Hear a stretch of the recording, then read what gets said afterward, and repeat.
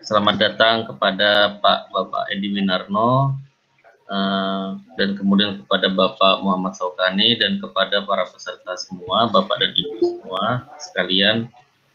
Demi kelancaran acara pada hari ini, kami minta tolong untuk video dan mikrofon hanya aktif untuk moderator dan narasumber, sehingga kami mohon kepada para peserta yang lain untuk menonaktifkan mikrofon dan videonya.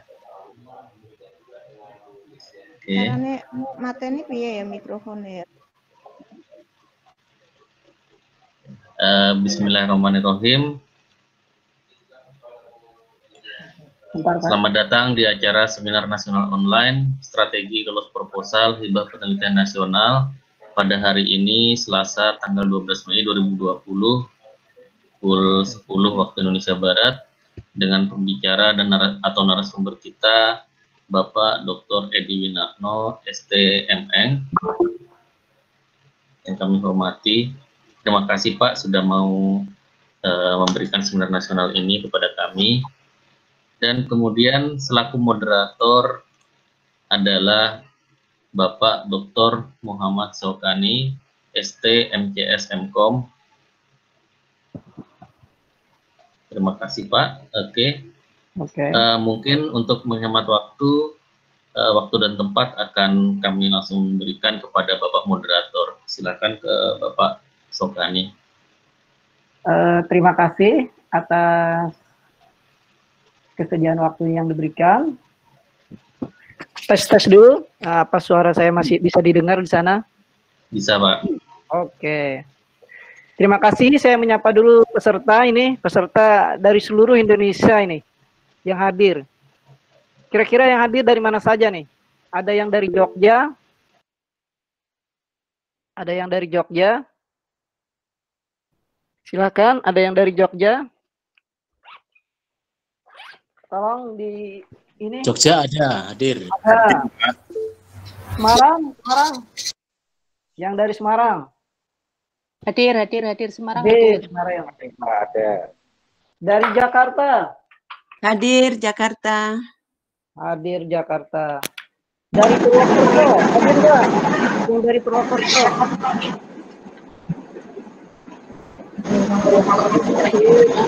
Halo, Pak Edi. Yang dari Purwokerto hadir nggak? Dari Makassar. Dari Makassar ada.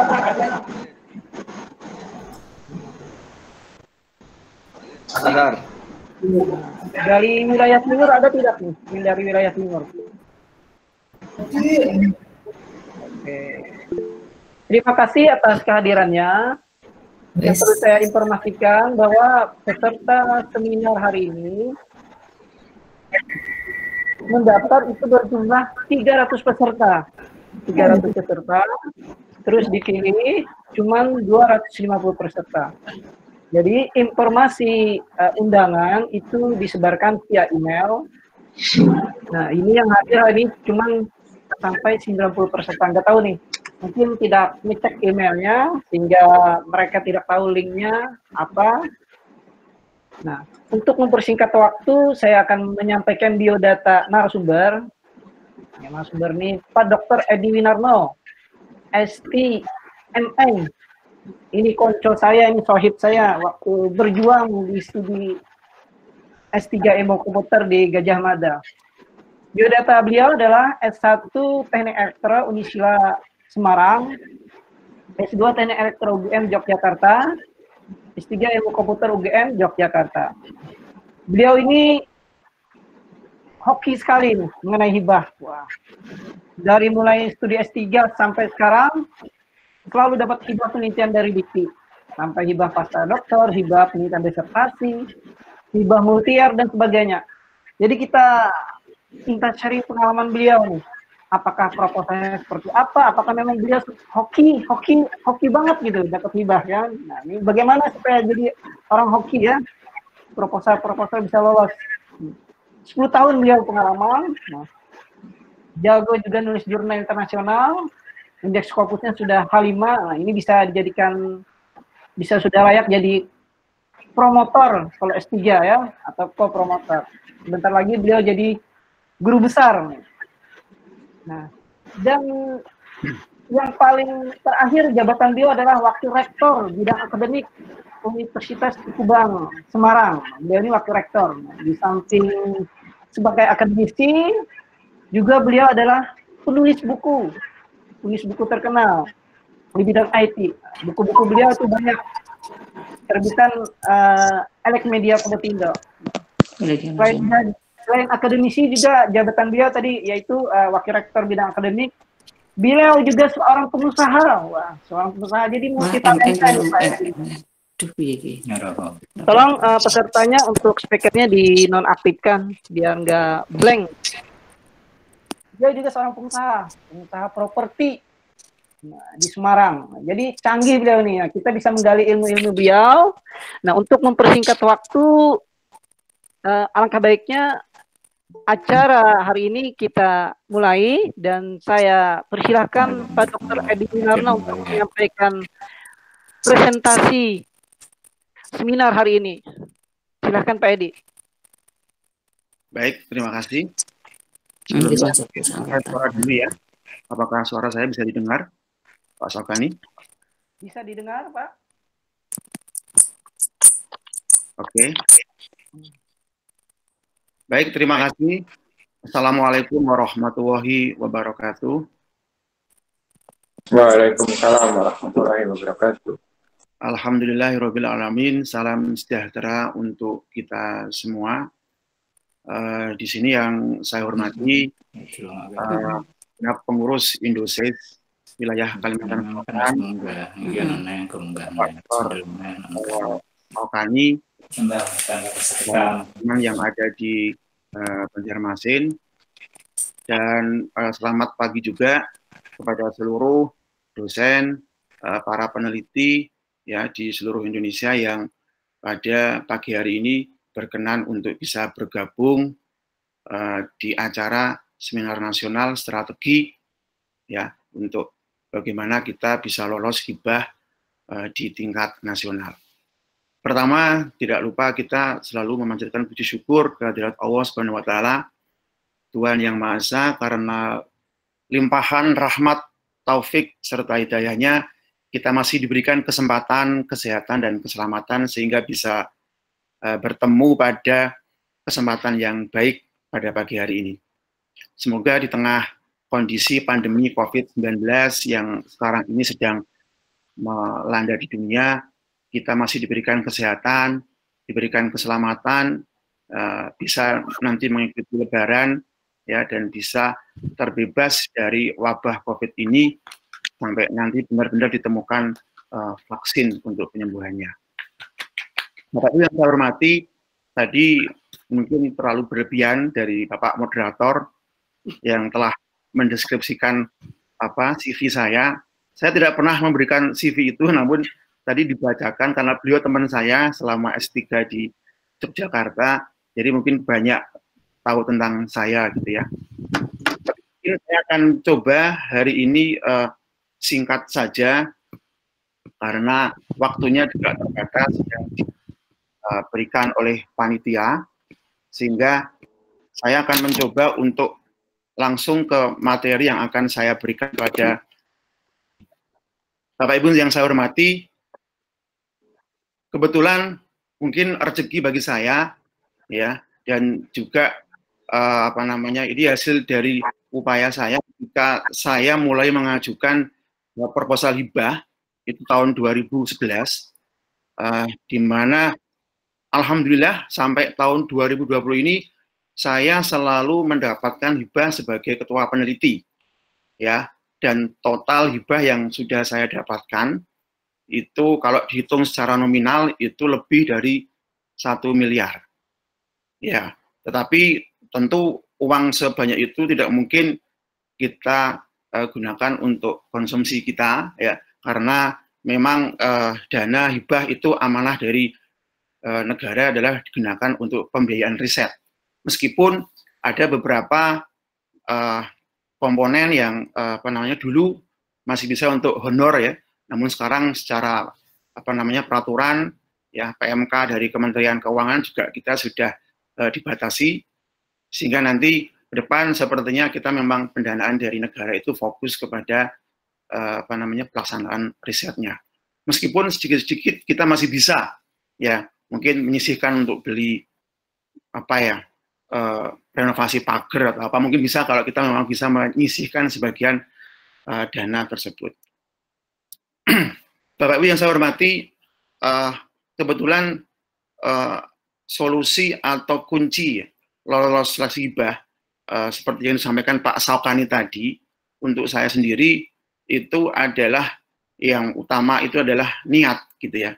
Setiap ada event penyelenggaraan atau pengumuman dari kementerian, dulu adalah Kemenristek-Dikti ya, yang sekarang menjadi Kemendikbud dan dipecah lagi menjadi Ristek-Brin, Riset Teknologi Badan Riset dan Inovasi Nasional ya. Itu kuncinya adalah kita selalu update dalam mengikuti ya schedule atau jadwal yang ada di kementerian.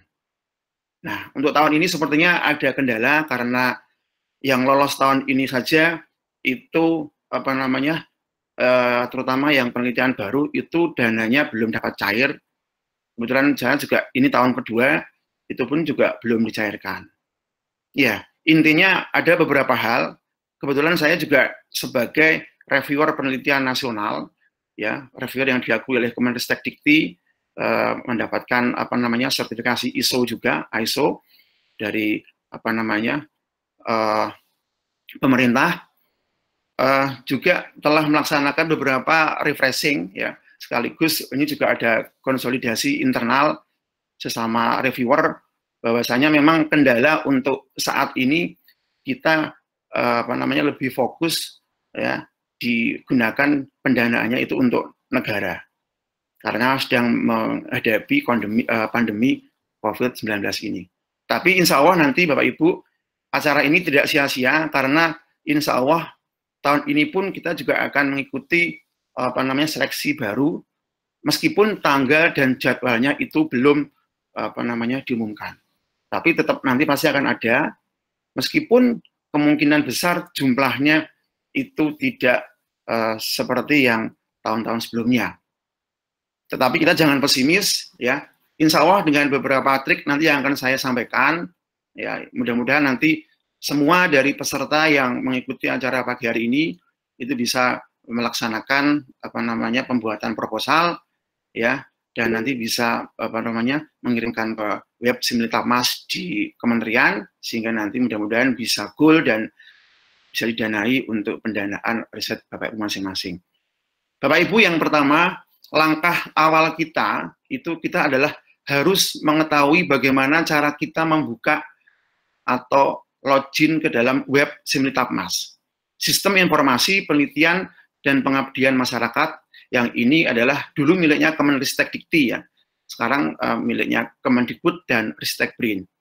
Jadi Bapak Ibu yang sudah punya akun dari LPPM masing-masing itu bisa mencoba ya untuk masuk ke login ya ke simlitapmas.ristekdikti.go.id. Sekaligus ini Bapak Ibu yang kedua itu wajib untuk melengkapi biodata dan portofolio di web Simlitapmas. Bapak Ibu wajib yang namanya memiliki ID Sinta. Ya, ID Sinta itu wajib bagi Bapak Ibu karena barang siapa dosen yang tidak memiliki ID Sinta itu dipastikan tidak bisa diproses untuk mengikuti seleksi penerimaan hibah proposal penelitian dikti atau Dikbud ini. Yang kedua, tentunya kita harus mengisi karena di profil biodata di Simlitapmas itu ada beberapa dokumen yang bisa kita tambahkan di sana. Ya, juga ada yang namanya sinkronisasi ya dengan pangkalan data ya yang ada di PD Dikti atau di Forlab Dikti ya, dan juga sinkronisasi data yang ada di Sinta agar data kita up to date. Mungkin akan saya coba langsung ke contoh di Simlitapmasnya Bapak Ibu.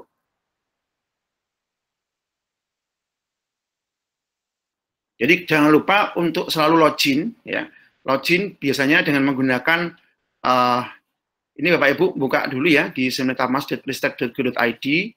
Kalau di awalnya pasti akan muncul seperti ini. Nah, seperti ini Bapak Ibu. Ini adalah website resmi. Mungkin yang sudah pengalaman saya kira sudah terbiasa. Jangan lupa untuk login, tapi loginnya adalah di login New Generation 2.0 ini. Ya, login 02.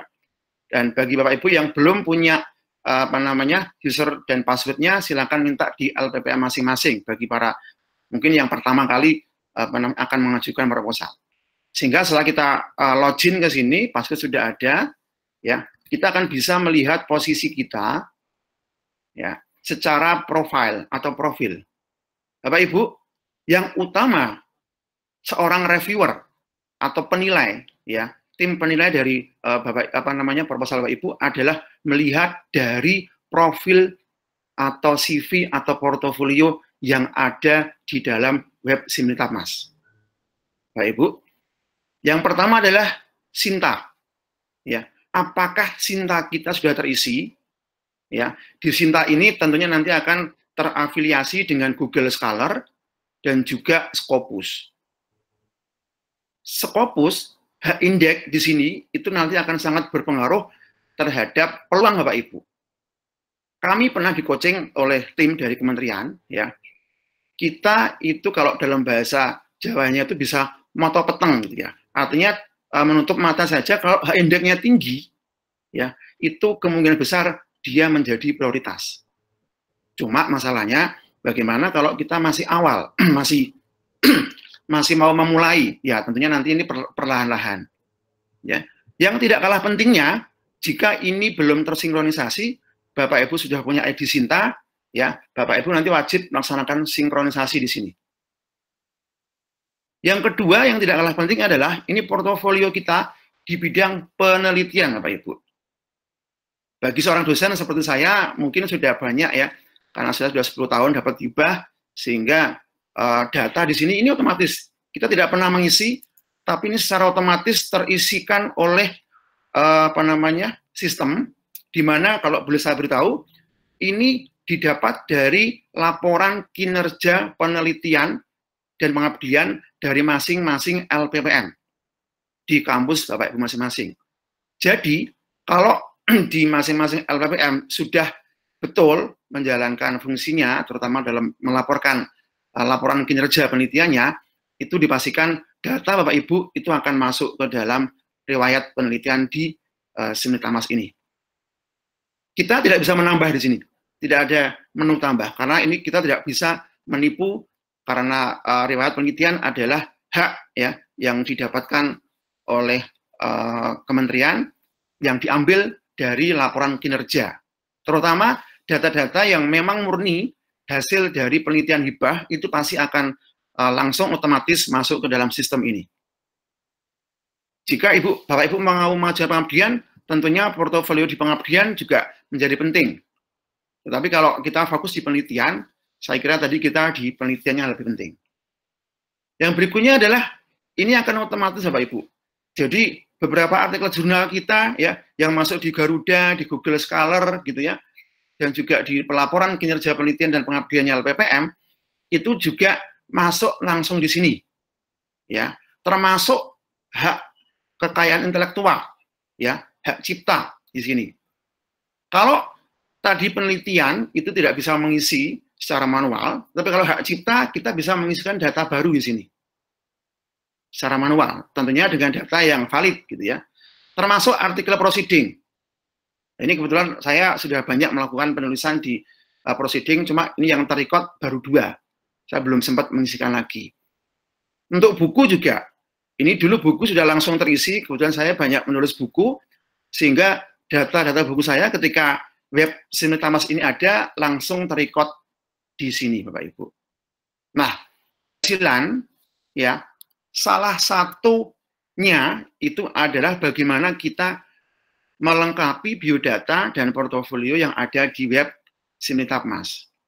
Ya, kuncinya jika kita sudah punya ID Sinta, gitu ya, minimal ID Sinta itu adalah kita punya satu dokumen, ya, misalkan tesisnya atau mungkin pernah menulis jurnal di kantornya atau di kampusnya itu akan terrecord dan bisa memiliki ID Sinta.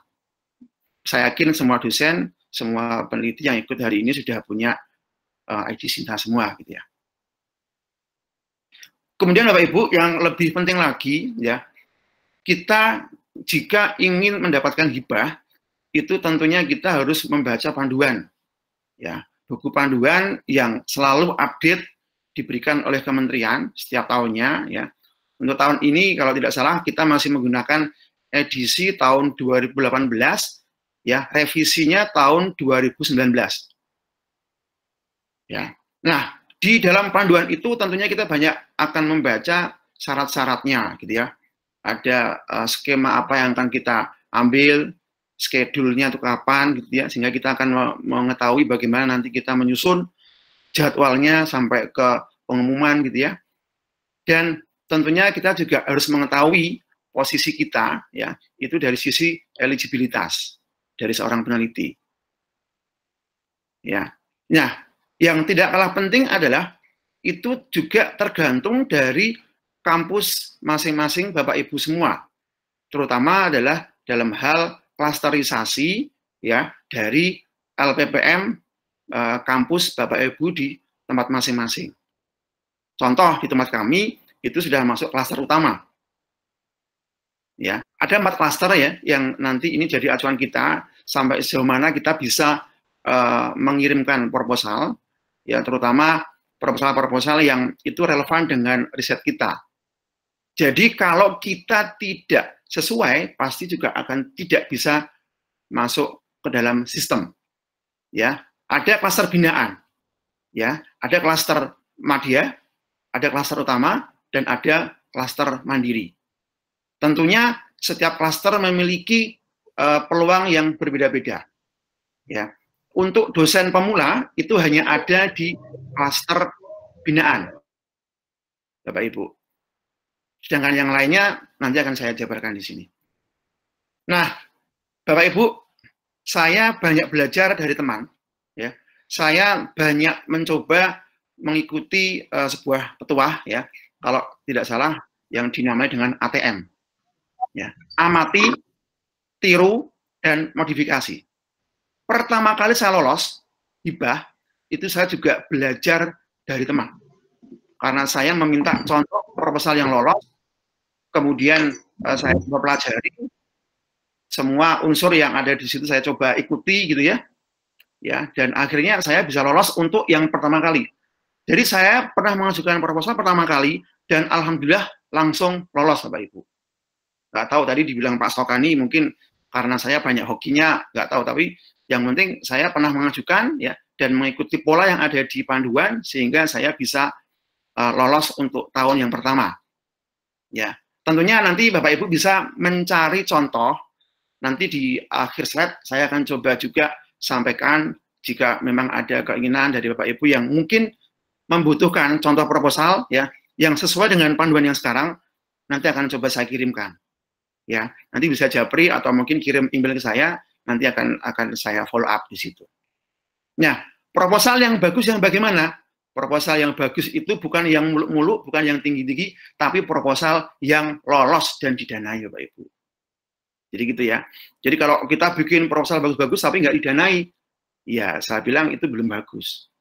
Meskipun selama 10 tahun terakhir ya, saya menulis proposal itu dalam artian tidak sebagus punya teman-teman yang lain, tetapi saya punya keyakinan ya, karena di situ juga ada yang saya janjikan, gitu ya, luaran yang saya janjikan, kemudian kontennya juga ada sedikit kebaruan dari sisi kemanfaatan maupun dari sisi mungkin metodenya, ya, dan juga dari portofolio yang saya punya, terutama di penelitian sebelumnya dan juga jurnal, itu ternyata membuat para reviewer, ya, itu bisa meloloskan proposal penelitian yang saya ajukan.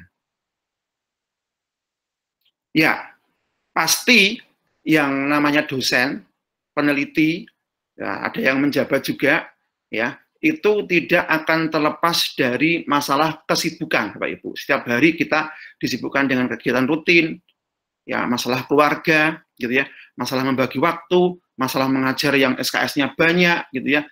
Tetapi jika memang kita punya keinginan untuk mendaftar atau mengajukan proposal, pasti kita akan luangkan waktu sedikit gitu ya, mungkin tengah malam atau mungkin di sela-sela mengajar gitu ya, untuk mencoba tadi. Dimulai dari membuka web Simultab-Mas, Bapak Ibu. Karena kita tidak akan pernah tahu kalau kita tidak pernah membuka pertama kali. Jadi banyak teman-teman saya yang mengatakan, wah Pak Edi itu beruntung ya, Pak Edi itu bejo ya. Nah, kenapa? Karena Pak Edi selalu dapat hibah. Iya, karena saya selalu mengirimkan proposal gitu ya.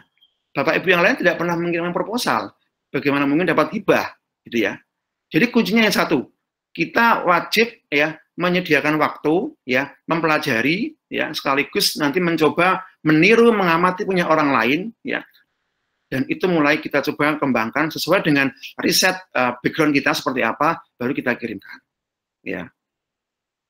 Dan tentunya sekarang ini Bapak Ibu, itu kita dimudahkan oleh beberapa kemudahan dalam penulisan proposalnya.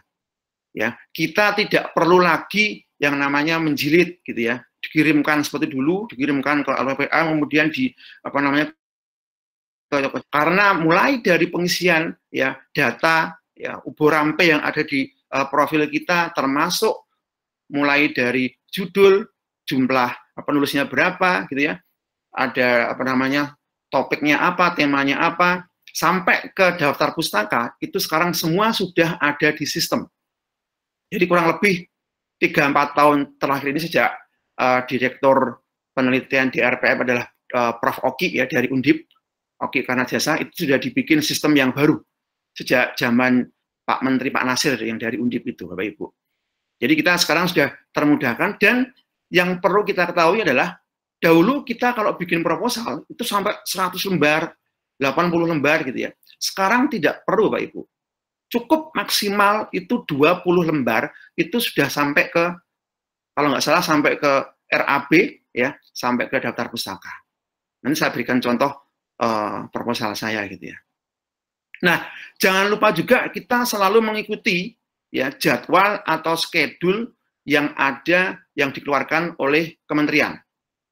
Ya, karena kementerian juga pasti tidak akan apa namanya selalu sama tiap tahun dalam memberikan informasi pengumuman ya. Apalagi tahun ini kemarin sudah kita coba bahas di grup reviewer ya di Jawa Tengah, itu kita menanyakan sepertinya harusnya bulan Maret April ini sudah mulai dibuka, tetapi ternyata karena ada pandemi COVID-19 ini sepertinya akan diundur Bapak Ibu. Yang mudah-mudahan nanti setelah Lebaran itu segera diumumkan. Tapi kemarin sesuai dengan hasil sosialisasi dari kementerian juga di wilayah kami di LLDP wilayah 6, itu sepertinya nanti akan segera diumumkan ya setelah Lebaran ya, paling lambat itu sekitar bulan Oktober atau November. Ini info lisan ya, tapi belum secara real nanti bagaimana, kita akan nanti coba mengikuti dulu. Tetapi kalau jika kita sudah punya kesiapan dari sekarang, Bapak Ibu saya pastikan nanti lebih cepat dibandingkan dengan teman-teman yang lain, dan itu pasti kita akan bisa one step ahead gitu ya, bisa menyiapkan diri, dan mudah-mudahan itu bisa diterima untuk pendanaan tahun 2021. Ya, Bapak Ibu, saya kira doa adalah penting. Ya, doa adalah penting ketika kita mencoba membuat proposal, ya, kita berdoa, mudah-mudahan kita juga bisa diloloskan oleh para reviewer. Karena kebetulan sebagai seorang reviewer, ini saya bertugas terakhir bulan Desember tahun kemarin, ya, itu di apa namanya laporan penelitian, ya, saya juga mereview beberapa laporan dan proposal, terutama kemarin yang terakhir adalah proposal dosen pemula atau PDP ya, itu rata-rata yang mengirimkan proposal itu masih belum paham, ya, belum paham tentang sistematika, tentang model. Sebagian besar belum mau membaca secara detail apa yang ada di panduan. Nah, kalau di panduan saja kita tidak pernah membaca, tidak pernah tahu clue-cluenya bagaimana, tidak mungkin kita akan bisa menulis proposal dengan baik. Bapak Ibu, kunci utama lolos hibah, tadi kalau kita coba resume ya, itu adalah di portofolio kita. Bahkan konsensus kami, konsensus dari para reviewer penelitian, itu mengatakan sekitar 75% lolosnya hibah itu adalah dari portofolio. Tentunya ini nanti di level para peneliti yang sudah tingkatnya sudah sering dapat gitu ya. Terutama nanti di penelitian-penelitian yang di klaster media gitu ya, di utama atau mandiri. Jadi semakin cepat kita bisa membuat portofolio tentang background akademik kita, terutama di penelitian, di penulisan luaran penelitian kita berupa HKI misalkan, jurnal, proceeding, itu akan terekam semuanya di web Simultapmas. Dan otomatis reviewer nanti akan mudah membaca dan menentukan apakah Bapak Ibu itu layak ya untuk didanai atau tidak. Bagi kami seorang reviewer ya, proposal itu nomor sekian. Tetapi tetap juga mengacu yang namanya proposal juga harus ditulis sesuai dengan panduan ya. Asal kita mengikuti polanya ya sesuai dengan roadmap kita. Kalau misalkan yang skema desentralisasi itu harus sesuai dengan roadmap penelitian dari masing-masing kampus atau LPPM-nya, itu pasti akan diberikan penilaian yang maksimal. Yang kedua adalah masalah eligibilitas dari kita, ya, terutama di pendidikan, di jabatan fungsional akademiknya seperti apa, Javanya gitu ya, H-indeknya bagaimana. H-indek di sini kita banyak mengenal H-indek, tetapi yang sementara ini ya, saya bilang, sementara yang digunakan oleh kementerian itu adalah H-indek Scopus, Bapak Ibu. Meskipun ada H-indek Scopus, ada H-indek Google Scholar gitu ya, ada indeks di beberapa pengindekan lain seperti di Thomson juga, tetapi yang sementara ini dipakai oleh Simultapmas itu adalah H-indek Scopus. Jadi kalau H-indek kita tinggi, itu kita insya Allah lebih diberikan jalan kemudahan untuk bisa memperoleh hibah. Bagaimana caranya? Ya dimulai dari kita mengikuti seminar, ya melaksanakan call for paper gitu ya, mengikuti kegiatan proceeding yang ada di tingkat nasional maupun internasional ya. Terutama nanti kalau yang sudah terafiliasi atau terindeks dengan Scopus atau Thomson itu bisa mempercepat H-indek kita. Dan keistimewaan H-indek adalah jika Bapak Ibu H-indeknya 3 minimal untuk yang eksak ya, atau yang 2 untuk yang non eksak, itu Bapak Ibu bisa mengirimkan proposal 4 Bapak Ibu. 4 itu 2 sebagai ketua atau first author, 2 sebagai anggota.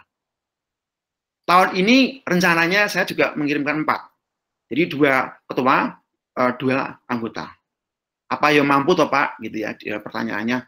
Ya kita kan nanti juga mungkin bisa memberdayakan tim gitu ya.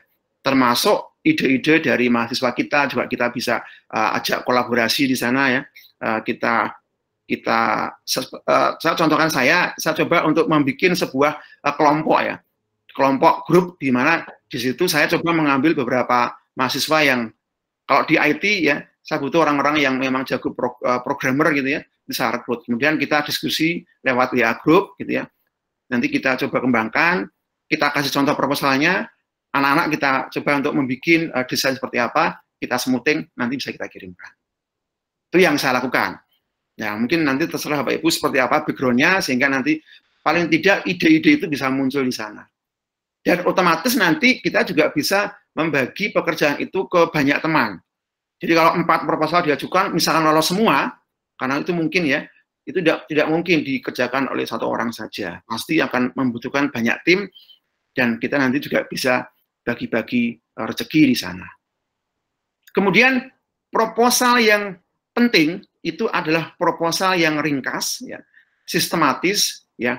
Yang utama adalah memiliki kebaruan Bapak Ibu atau novelty kalau dalam bahasa ininya. Ya, artinya novelty itu tidak harus di metode atau algoritmnya, tetapi bisa dari kemanfaatan.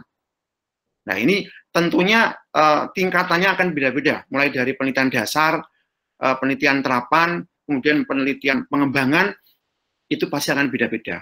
Dan seorang reviewer pun tidak akan memberikan nilai yang sama ketika kriteria penelitian dosen pemula untuk teman-teman yang masih awal kalau kita coba bandingkan dengan penelitian yang pengembangan, pasti beda.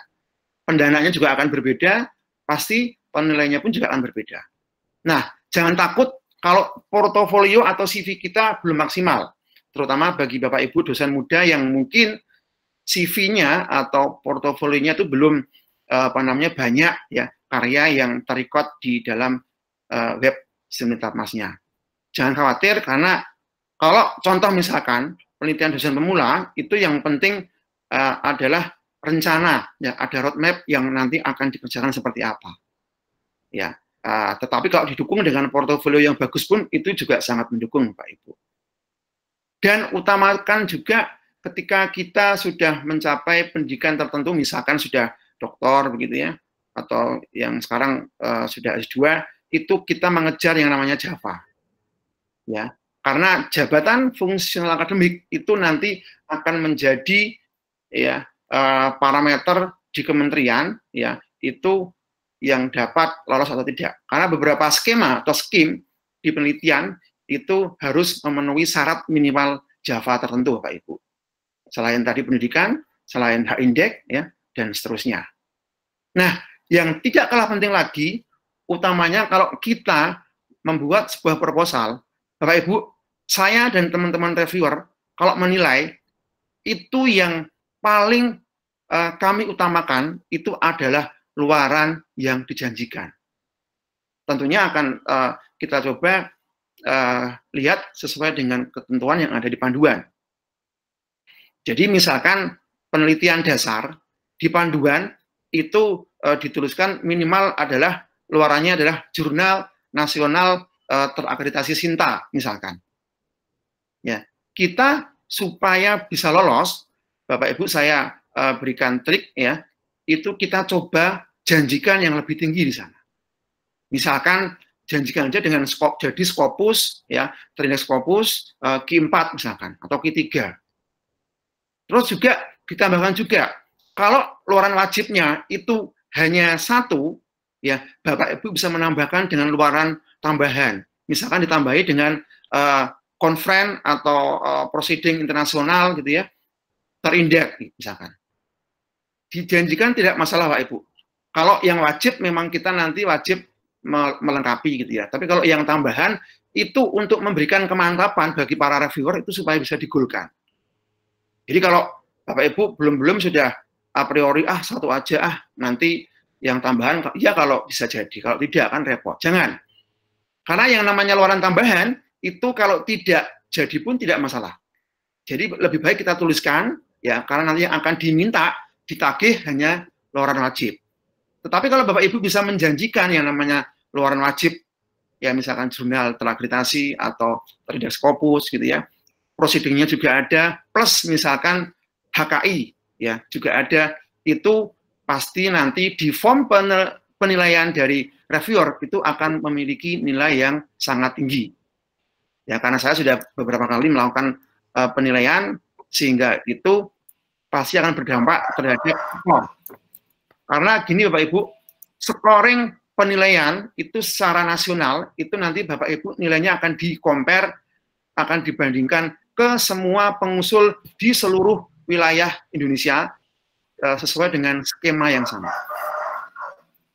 Jadi kalau Bapak Ibu mengajukan proposal misalkan penelitian dasar gitu ya, itu juga akan dinilai sama ya dari sisi form oleh para reviewer ya, itu sesuai dengan ini luaran yang Bapak Ibu janjikan di sana. Tentunya kalau janjinya itu sangat baik ya, kita juga akan berupaya untuk memenuhinya.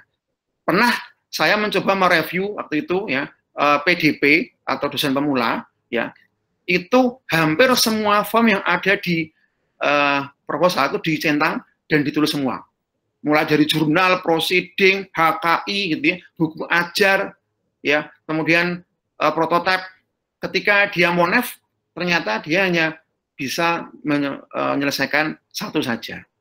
Ya, justru ini yang nanti juga kurang bagus juga, karena harusnya kita juga bisa melihat porsi atau kemampuan kita seperti apa, ya sehingga yang kita janjikan pun itu nanti juga tidak muluk-muluk dan itu masuk akal. Ya, jika masuk akal, pasti nanti akan jadi penilaian tersendiri oleh para reviewer.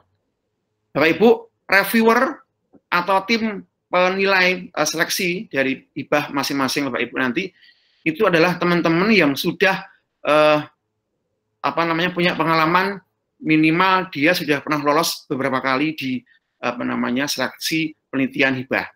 Jadi mereka sudah banyak pengalaman ya, dan juga mereka selalu mendapatkan refreshing atau penyamaan persepsi dari kementerian yang itu tiap tahun dilaksanakan. Sehingga setiap ada informasi yang up to date pasti akan diberikan ya, dan itu akan jadi kunci ketika nanti mereka teman-teman reviewer menilai dari proposal Bapak Ibu ya, pastinya itu akan dibaca, disesuaikan dan sesuai dengan apa yang menjadi penilaian dari masing-masing dari reviewernya.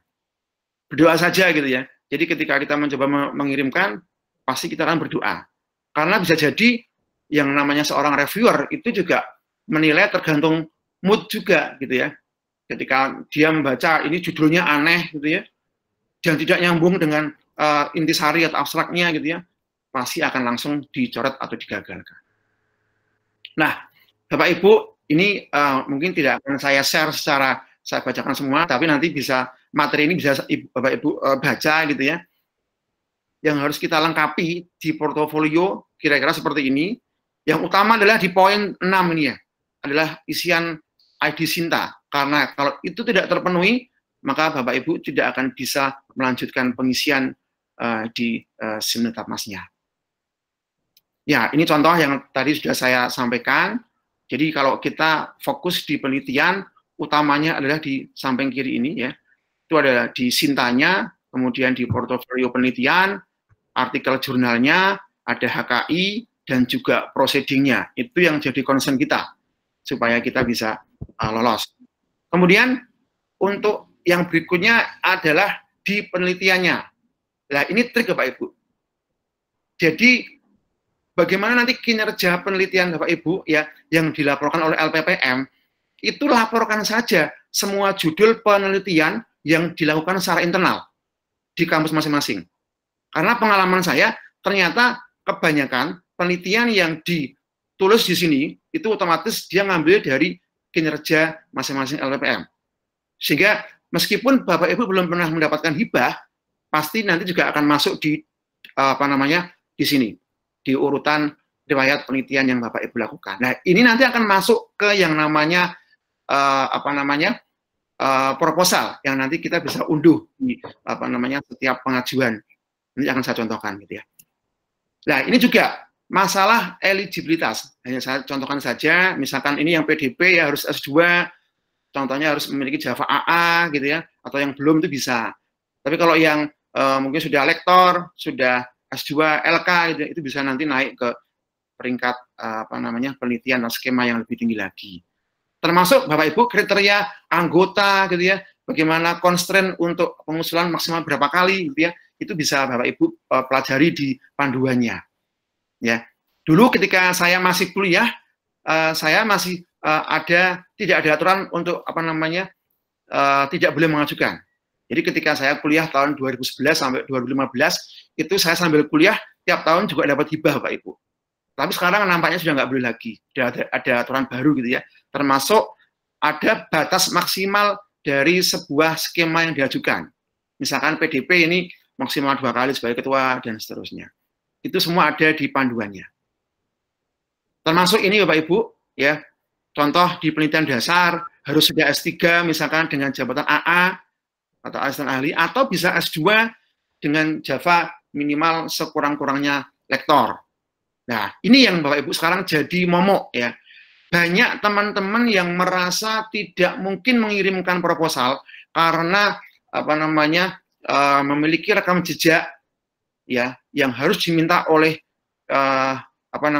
kementerian itu sebagai penulis jurnal ya, sebagai first author atau corresponding author. Nah, ini yang mungkin banyak yang belum bisa lolos gitu ya, gara-gara memang belum punya rekam jejak seperti ini. Nah, bagi Bapak Ibu yang mungkin masih di klaster binaan, saya kira tidak perlu khawatir karena masih bisa mengajukan di penelitian dosen pemula atau PDP. Tapi kalau yang kampusnya sudah naik ke klaster madya atau utama dan belum pernah mengajukan proposal di PDP, ya, karena di klaster madya dan utama kan tidak boleh mengajukan PDP, sehingga Bapak Ibu triknya itu harus minimal mencoba untuk menulis jurnal, Pak Ibu, wajib gitu ya. Nulis jurnal di Jurnal Nasional Terakreditasi SINTA, ya, yang 1 dan 2 misalkan. Ya, itu triknya, ya. Kemudian kalau ini saya contohkan yang levelnya sudah agak susah gitu ya. Kebetulan ini saya pernah 2 tahun dapat di pendidikan pasca doktor, ya, PPD ini juga sekarang ada ini kategori H-Index, Bapak Ibu. Jadi H-Index itu kalau di Semitapmas sekarang mengacu pada H-Index Scopus. Beruntunglah Bapak Ibu yang suka nulis proceeding terindeks, Scopus misalkan, itu lebih cepat untuk menaikkan H-Index-nya. Jadi kalau Bapak Ibu yang mencoba pingin H-Index-nya tinggi, tidak hanya melulu melaksanakan penulisan di jurnal, tetapi Bapak Ibu bisa sikapi dengan mengirimkan di jurnal, di proceeding atau di international conference, dan itu akan cepat menaikkan H-Index Bapak Ibu. Ya, dan tentunya seleksinya akan lebih mudah, ya, tidak seperti di jurnal, tetapi itu sudah terindeks ya di database bereputasi, dan itu nanti akan bisa cepat menaikkan H-Index kita, dan kita pasti akan eligible kalau kita mau mengajukan skema-skema yang pendanaannya lumayan tinggi gitu ya. Nah, Bapak Ibu, ini panduan terakhir, nanti Bapak Ibu bisa lihat di Google ya, panduannya itu masih menggunakan edisi 12 yang terakhir, tetapi ini ada edisi revisi. Nih, edisi revisi itu oleh Prof. Oki itu ditandatangani sekitar kalau nggak salah awal tahun 2019, mungkin sekitar Maret gitu ya. Dan ini sampai sekarang kita di para reviewer belum menemukan panduan yang baru. Mungkin kalau ada pun mungkin juga nanti akan segera di-share ke kami gitu ya. Panduan ini yang tentunya Bapak Ibu tidak mau nggak mau harus dibaca Bapak Ibu ya, harus dipelajari sesuai dengan skema yang akan kita kirim gitu ya, dan tentunya juga tentang harus dipertimbangkan mengenai eligibilitas kita, dan juga tergantung dari klasterisasi dari kinerja LPPM kita, entah itu binaan, entah itu madya, utama atau mandiri, karena nanti berimplikasi kepada jumlah yang lolos dan juga jumlah pendanaan keuangan yang akan diberikan ke masing-masing perguruan tinggi. Itu yang menjadi kunci utamanya. Kemudian Bapak Ibu, saya akan coba sedikit saja mengulas di sini ya. Tentunya kita harus paham dulu ya.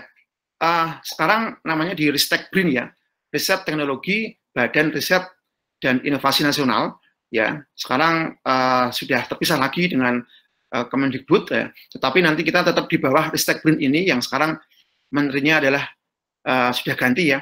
Menterinya kalau nggak salah Pak Bambang ya, Pak Brojonegoro kalau nggak salah.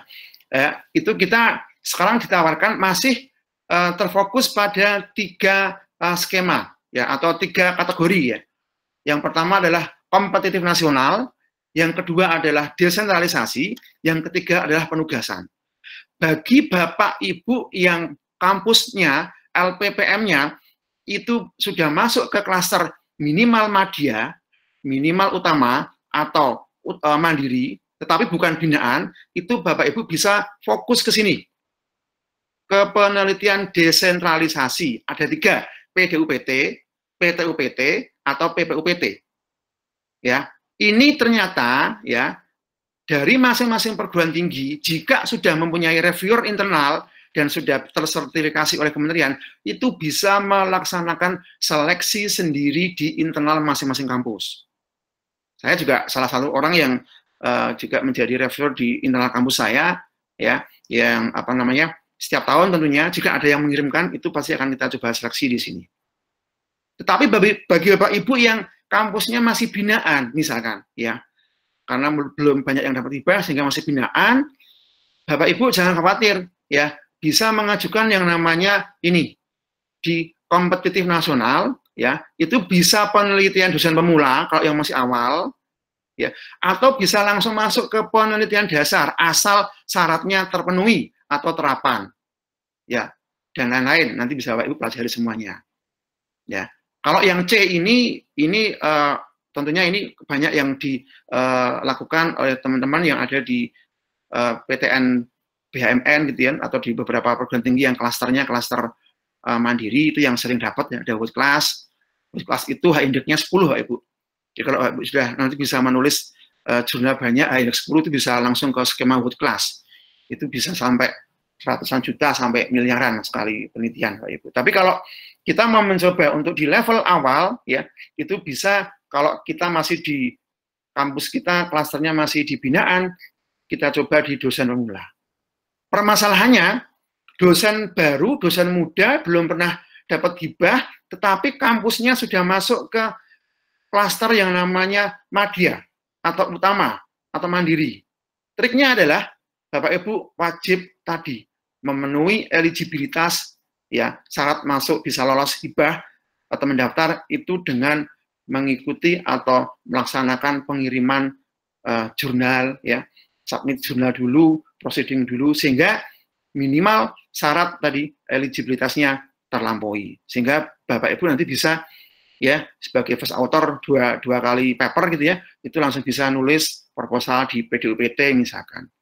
Atau Bapak Ibu yang sudah punya hak kekayaan intelektual atau HKI itu, hak cipta atau mungkin paten ya, Bapak Ibu langsung bisa masuk ke penelitian terapan. Ya, ini tentunya nanti tiap dosen pasti punya strategi masing-masing Bapak Ibu. Ya, tidak terlalu muluk-muluk, nggak usah terlalu apa namanya overestimate gitu ya. Ternyata harus begini ya, harus nyusunnya harus detail, harus tinggi untuk kebaruannya, tidak.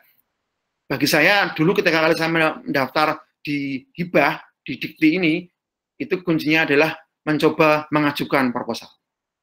Kalau kita punya apa namanya rencana riset yang bagus, ya harapan novelty-nya bagus, kemanfaatannya sangat berguna untuk masyarakat, tetapi tidak pernah ditulis dan tidak pernah disampaikan atau dikirimkan ke web Simultapmas, ya sama saja, ya. Karena bagi kita di akademik itu ya, di dosen ya, ya salah satu unsur dari Tridharma itu adalah penelitian, sehingga kita ngiras-ngirus kalau dalam bahasa Jawa ya, atau mungkin dalam bahasa ininya sekaligus menyelam minum air gitu ya.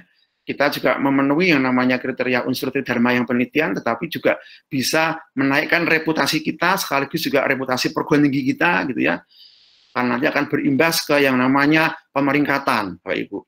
Jadi kalau kinerja penelitian itu juga bagus, pasti kampus kita juga akan tinggi dari sisi pemeringkatan maupun ya dari sisi penilaian akreditasi, baik itu Prodi maupun di AIPT-nya.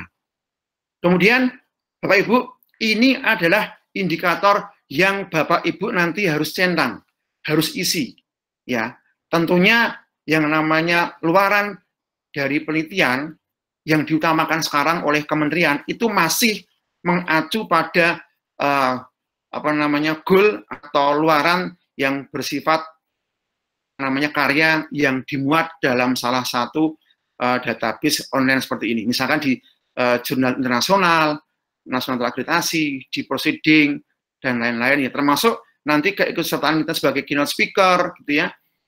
Terus ini juga ada apa namanya di HKI-nya, ada paten sederhana ya. Ini kuncinya kalau kita centang sesuai dengan nanti yang akan kita janjikan, Bapak Ibu saya yakin Bapak Ibu nanti bisa dinilai lebih. Karena poin per poin itu nanti ada di sini. Reviewer itu membaca proposal itu nanti nomor sekian. Kalau ini sudah masuk di dalam penilaian, proposal itu nanti sebagai substansi tapi tidak begitu penting ya. Karena kalau yang sudah mengajukan berarti dia sudah sesuai dengan riset atau background ilmunya, dan pasti dia sudah punya rencana angan-angan, dan itu tidak semua reviewer tahu ya arahan kemana, tapi paling tidak kita sudah punya nilai maksimalnya itu adalah dari sisi penilaian oleh reviewer, dari sisi luarannya. Misalkan, kalau ada 3 ini alternatif, Bapak Ibu mohon janjikan yang tertinggi. Kita jangan berusaha untuk bermain di comfort zone, Bapak Ibu. saya kan masih awal, saya janjikan ini aja lah, toh ini juga wajib bisa ya, nanti bisa lolos. Jangan Pak Ibu, ya, karena reviewer akan menilai dengan poin tinggi itu kalau Bapak Ibu menjanjikan di internasionalnya. Kalau Bapak Ibu hanya menjanjikan di bawah ini, pasti nilainya akan rendah. Ya, janji kalau yang wajib harus ditepati. Tentunya kalau kita mau mengisi janjinya yang tinggi, pasti tahun ke depan kalau kita lolos, kita juga akan berupaya semaksimal mungkin untuk memenuhinya. Nah, itu adalah uncomfort zone yang nanti harus kita coba raih di sana. Kalau kita tidak punya angan-angan, tidak punya goal, tidak punya ambisi ke sana, ya pasti kita tidak akan pernah bisa untuk menyelesaikannya. Apalagi yang tidak pernah mengirimkan proposal, ya selamanya nggak akan pernah dapat gitu ya. Kuncinya apa?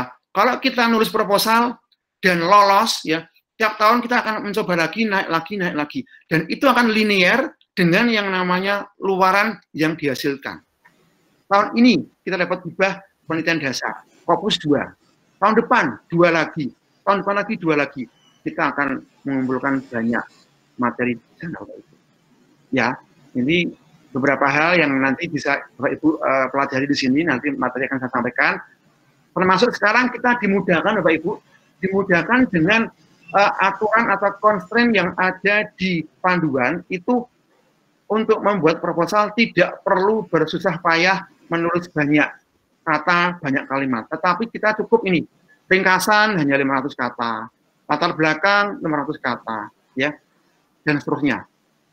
Ya, ini Bapak Ibu nanti bisa pelajari, ya, tidak mungkin saya sampaikan di forum ini, ya. Sekaligus nanti Bapak Ibu bisa mulai praktekkan. Kalau nanti ada yang tertarik untuk meminta proposal, ya, saya akan coba berikan. Insya Allah gratis ya. Ini proposal yang sudah pernah saya terima, lolos gitu ya di level nasional.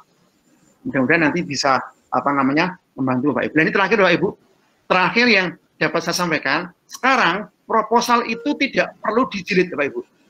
Tidak perlu dijilid, tidak perlu kita menulis ya. Di Word kita atau di komputer kita, tetapi kita cukup nanti kita menuliskan langsung di Simlitapasnya, dan nanti hasil akhirnya kita tinggal mendownload seperti ini. Di download itu sudah muncul namanya, ini ada kop suratnya dari kementerian gitu ya. Ini langsung muncul judulnya apa gitu ya. Sekarang semua sudah otomatis, termasuk kita ngajuin apa di sini ya, termasuk data kita itu juga ada di sini. Misalnya ada hak indeks kita, dulu ini masih hak indeks 4 ketika saya ngajukan yang proposal yang tahun lalu gitu ya. Ini ada ID cintanya, termasuk ini, luaran kita akan kita janjikan. Ini saya selalu menjanjikan yang tinggi ya. Sudah saya janjikan di Scopus ketiga misalkan. Ya, dan ini nampaknya jadi hal yang penting bisa diterima oleh reviewer sehingga saya diloloskan. Termasuk ini, luaran tambahan, hak cipta. Dan anggaran Bapak Ibu, masalah utama para peneliti itu adalah di masalah anggaran. Itu dulu Pak Ibu. Sekarang kalau kita mau membuat namanya RAB, anggaran, itu sudah ada panduannya dan kita sudah langsung bisa mengisikan di yang namanya isian form di web Simlitapmasnya. Dan tidak perlu kita mencari secara manual di PMK atau Peraturan Menteri Keuangan tentang bagaimana mengisinya.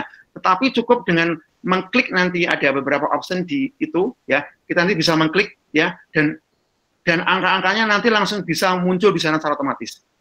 Jadi tidak ada masalah lagi bagi Bapak Ibu yang terlalu a priori ya untuk mengirimkan proposal karena susah nulis anggarannya, susah bikin RAB-nya, apalagi susah bikin laporan keuangannya. Ya kalau kita mau pengen naik reputasi, pengen dapat tambahan sedikit dana, tentunya kita juga harus ini ya bikin laporan nanti yang sesuai dengan apa yang kita kerjakan. Ini Bapak Ibu, ini contoh proposal, nanti bisa Bapak Ibu dapatkan gitu ya. Ini sudah langsung muncul di namanya sistem gitu ya. Tidak perlu kita nanti mengklik angka-angkanya karena semua sudah muncul di sana. Ya. Nah, ini dan juga langsung muncul yang namanya ini. Ringkasan itu sudah mungkin Bapak Ibu yang pernah ngurus Serdos itu ada isian seperti Word itu. Nah, ini sudah langsung Bapak Ibu. Langsung muncul di sana, kalau ada kata-katanya lebih dari 500 dia akan ada keterangannya dan seterusnya. Jadi ini proposal saya yang hanya kurang dari 20 halaman. Dan ini ternyata lolos didanai, Bapak Ibu. Didanai sekitar ya 100 juta sekian gitu ya. Termasuk ini, termasuk konten yang ada di dalam penulisan proposal itu tidak perlu muluk-muluk ya. Yang penting substansinya kena. Ya, terutama nanti ada bagan-bagan seperti ini ya. Jadi reviewer itu akan senang dengan yang namanya roadmap, dengan bagan, diagram fishbone itu ya. Sehingga dia akan, tidak mungkin, reviewer itu tidak akan mungkin membaca keseluruhan proposal Bapak Ibu. Nggak mungkin, saya nggak pernah baca semuanya. Saya baca judul, abstrak, luaran, ya, sekaligus sedikit metode yang dia sampaikan ya, dan apa yang dia janjikan. Jadi sehari misalkan 10 proposal itu bisa kita selesaikan kalau orang reviewer ya. Nah, ini beberapa contoh nanti yang ini yang ada di proposal saya dulu yang lolos gitu ya. Termasuk, nah ini termasuk nanti jadwalnya juga ada dituliskan di sana gitu ya. Nah, ini Bapak Ibu, yang saya sampaikan di sini adalah seorang reviewer itu menilai proposal Bapak Ibu itu sekarang hanya tinggal mendownload proposal Bapak Ibu dalam bentuk PDF seperti ini. Jadi ketika saya nanti menilai proposal Bapak Ibu, itu saya tidak perlu punya, tidak perlu masuk ke sistem, hanya tinggal mendownload apa namanya lampiran proposal yang tentunya oleh sistem itu sudah dilengkapi dengan biodata pengusul dan anggota pengusulnya. Jadi gini, kuncinya seorang reviewer itu bisa melihat dari biodata terlebih dahulu, portofolionya, karena pasti akan otomatis muncul di sini. Ini contohnya, Bapak Ibu. Ya, jadi ini berapa banyak publikasi yang pernah seorang calon apa namanya peneliti ini dikirimkan gitu ya, atau muncul, termasuk bukunya kita, termasuk tadi yang semua yang ada di portofolio kita. Termasuk ini Bapak Ibu, ini riwayat penelitian yang didanai di kementerian, itu muncul semua. Jadi saya tidak bohong ketika saya mengajukan proposal, kemarin diminta Pak Sakani untuk menyajikan ini, saya 10 tahun berturut-turut dapat hibah, itu yang ini ada buktinya. Jadi ini ada, ini saya yang belum masuk satu hibah Insinas, karena saya juga dapat hibah Insinas, 110 juta, jadi tahun ini saya dapat 2 gitu ya. Ini semua alhamdulillah sudah saya dapatkan setiap tahun. Bahkan saya ini ada yang belum masuk karena saya juga dapat hibah dari Diknas Jawa Tengah dan juga hibah dari LPDP Depkou, itu dulu hibah disertasi kalau nggak salah tahun 2013. Ya, ini belum saya tambahkan di sini. Ini sudah langsung otomatis yang ada di proposal ini adalah diambil dari webnya Simulitapmas. Oke. Nah, ini juga nanti ada anggota pengusul dan lain sebagainya. Termasuk sekarang Bapak Ibu tidak perlu meminta tanda tangan ke ketua LPPM-nya. Ya, baik-baiklah dengan kepala LPPM-nya, karena nanti kepala LPPM lah yang akan mengklik, memvalidasi yang namanya proposal Bapak Ibu. Bapak Ibu tidak perlu berduyun-duyun mencari informasi, minta stempel ke LPPM, tapi cukup ya nanti melaporkan saja, ya mungkin dengan hard copy sedikit gitu ya, Bapak sudah mengajukan, dan nanti pasti kepala LPPM akan bisa memvalidasi, kalau sudah layak tinggal diklik, hanya mengklik saja, mengklik apa yang ada di Simulitapmas. Saya kira itu Bapak Ibu ya yang dapat saya sampaikan. Clue dari saya ya, kita tidak akan pernah lolos hibah jika kita tidak pernah mengirimkan yang namanya proposalnya. Ya, tapi kalau kita pengen dapat hibah, ya pasti kita dimulai dari apa yang tadi saya sampaikan. Ya, mulai menulis, membaca, ya, berangan-angan dan seterusnya. Saya kira itu Bapak Ibu. Nanti yang pengen apa namanya mendapatkan info contoh proposal, nanti bisa Bapak Ibu hubungi saya, atau nanti ini materinya akan saya sampaikan ke panitia dari Indosiar Kalimantan Selatan. Nanti Bapak Ibu nanti mungkin bisa mendapatkan bareng ketika nanti menerima sertifikat dari panitia. Saya kira itu. Terima kasih dari saya. Silakan nanti kalau ada pertanyaan dari Bapak Ibu yang mungkin sekaligus bisa nanti kita bareng-bareng yang sukawuh sharing gitu ya. Intinya saya bukan yang terbaik di sini, saya hanya memberikan sharing pengetahuan saya selama saya dapat hibah selama 10 tahun terakhir ini, Bapak Ibu. Terima kasih, saya kembalikan ke Pak Sakani sebagai moderator.